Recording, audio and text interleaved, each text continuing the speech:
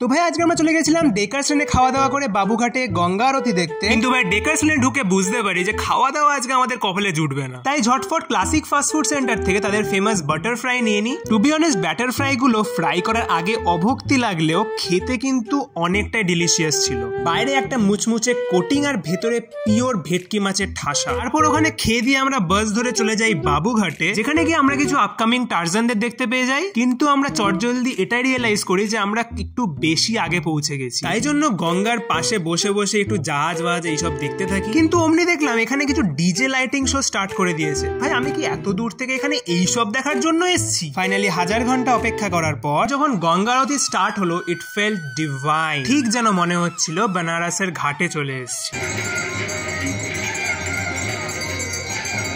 তারপরে ফেরার সময় একটা কিউট কার্তিকের মূর্তি দেখতে পাই। এটা দেখে আমরা আনন্দের নাচতে নাচতে বাড়ি ফিরতে থাকি। তো ভাই আমরা বাড়ি ফিরি, ততক্ষণ তোমরা চ্যানেলটাকে সাবস্ক্রাইব করে দিও। বাই।